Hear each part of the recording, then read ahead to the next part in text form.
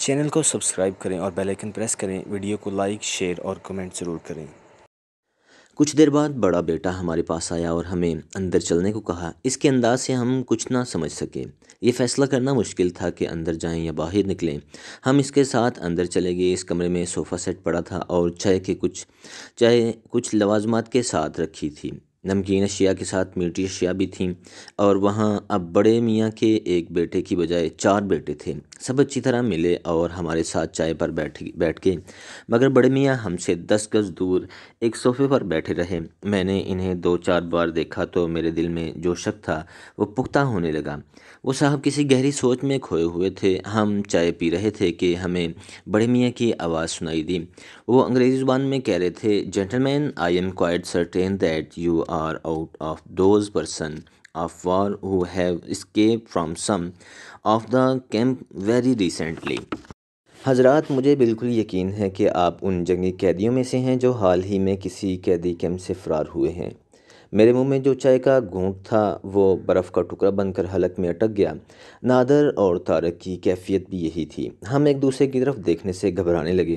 کمرے میں ایسا سکوت طاری تھا کہ مجھے اپنے دل کی دھڑکنیں سنائی دینے لگیں۔ ہماری اتنی محنت اور جان لیوا تگدو ایک مسلمان کے گھر آ کر تباہ و برباد ہو گئی تھی۔ معلوم نہیں آپ کبھی ایسی کیفیت سے گزرے ہیں یا نہیں، جب کوئی غیر متوقع واقعہ یا خبر ذہن کو ایک خلا میں بدل دیتی ہے۔ آپ کچھ بھی سوچنے کے قابل نہیں رہتے۔ میں بتا نہیں سکتا کہ یہ سکوت کتنا لمبا تھا۔ ہو سکتا ہے نصف یا پون منٹ کا ہو، لیکن مجھے محسوس ہو رہا تھا جیسے یہ کائنات ابد سے خاموش ہے اور ازل تک خاموش رہے گی۔ بڑے میاں نے سکوت کو ان الفاظ سے توڑا، "Even then I have decided to help you." اس کے باوجود میں فیصلہ کر چکا ہوں کہ آپ کی مدد کروں گا۔ کائنات ایک بار پھر حرکت میں آئی۔ میں نے قدرے گھبرائی ہوئی آواز میں کہا، "No, no, we are not out of those who have escaped from some of the camp very recently." نہیں، ہم ان جنگی قیدیوں میں سے نہیں ہیں جو کسی کیمپ سے فرار ہوئے ہیں، انہوں نے مسکرا کر کہا۔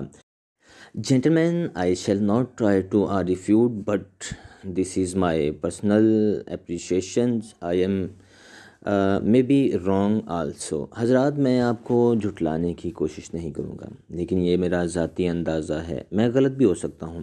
ہم نے اس بزرگ کو جھٹلانے کی کوشش تو کی، لیکن دل میں ہم ان کی انسان شناسی اور باریک بینی کی داد دیے بغیر نہ رہ سکے۔ اس کے بعد جو گفتگو ہوئی اس میں بڑے میاں نے ہمارے تمام وہم اور خدشے ختم کر دیے۔ وہ پاکستان کے شیدائیوں میں سے تھے۔ ان کی گفتگو تحریک پاکستان سے شروع ہوئی اور سکوت ڈھاکہ پر ختم ہوئی۔ رات گئے تک پاکستان ہی موضوع سخن رہا۔ اس کے بعد ایک تخت پر بیٹھ کر اکٹھے کھانا کھایا۔ ہمارے بزرگ میزبان نے انواع و اقسام کے کھانے ہمارے لیے تیار کرائے تھے۔ ہم تینوں ایسی مرغن غذاؤں کے عادی نہیں تھے۔ تھوڑا سا کھا کر ہی پیٹ بھر گیا، مگر بڑے میاں کی ضد کہ وہ کھاؤ اور ہمیں زبردستی کھلائیں۔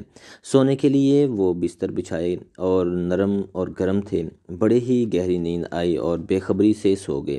ایسی بے فکری کی نیند سونے کی سب سے بڑی وجہ یہ ہے کہ ہمارے اس بزرگ میزبان نے رات کھانے کے بعد ایسی متعدد حضرات کے نام خط ہمیں دیے جو ہندوستان سے نکالنے میں مدد دے سکتے تھے۔ وہ 30 ستمبر 1972 کی صبح تھی۔ 5 بجے اس بزرگ ہستی کے سب سے چھوٹے بیٹے نے ہمیں جگایا۔ منہ ہاتھ دھو کر ناشتہ کیا اور فوراً بعد ان سے بڑے ہی جذباتی انداز میں ہم رخصت ہوئے۔ ان کا چھوٹا بیٹا کچھ دور تک ہمارے ساتھ آیا۔ 11 بجے کے بعد ہم نیپال کی سرحد کے قریب بڑے میاں کے بتائے ہوئے ایڈریس پر پہنچ گئے۔ وہ صاحب ملے تو یوں معلوم ہوا جیسے وہ ہم سے بچھڑے ہوئے ہیں۔ وہ اور وہاں کے مسلمان بھی پاکستان کے نام پر فدا ہو جاتے ہیں۔ پاکستان سے ایسی عقیدت شاید پاکستانیوں کو بھی نہ ہو۔ دوپہر کا کھانا اسی گاؤں میں کھایا اور کھانے کے بعد ایک دلچسپ واقعہ ہوا۔ یوں کہ کھانے کے بعد تشتری میں پان پیش کیے گئے۔ میجر نادر اور میجر طارق پان پسند نہیں کرتے تھے، لہٰذا انہوں نے شکریہ ادا کیا۔ میں نے پان منہ میں ڈال لیا اور ساتھ ہی تمباکو کی خوشبو سمجھ کر منہ میں ڈال دیا۔ چبایا تو حلق میں کچا سا محسوس ہوا۔ میں سمجھا کتھا چوننا ٹھیک نہیں، اس لیے برداشت کیا، مگر تمباکو حلق سے اتر کر نیچے گیا تو پیٹ میں آگ سی لگ گئی۔ میں نے باہر جا کر پان اگل دیا مگر تکلیف کم نہ ہوئی۔ میرے چہرے کے تاثرات اور بے چینی سے ہمارے میزبان بھانپ گئے۔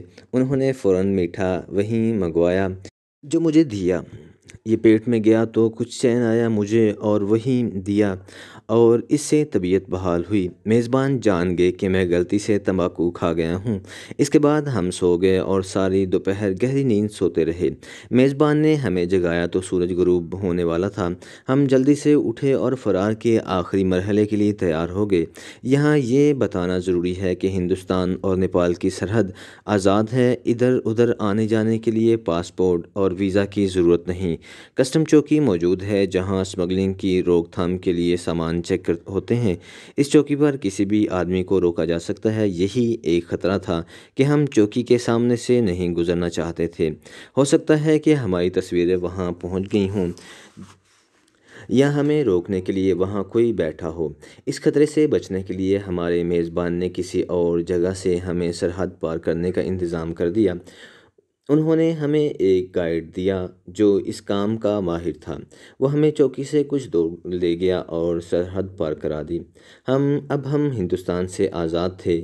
آپ ہماری مسرت کا اندازہ نہیں کر سکتے اور آپ ہمارے ان جذبات کا بھی اندازہ نہیں کر سکتے جو تمام مسلمان محسنوں کو یاد کر کے امڑ آتے ہیں، جنہوں نے ہمیں اس جہنم سے نکلنے میں مدد دی۔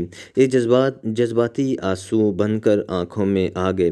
ہم نے دل ہی دل میں ان کا بھی شکریہ ادا کیا جنہوں نے ہمدردی کا اظہار کیا تھا۔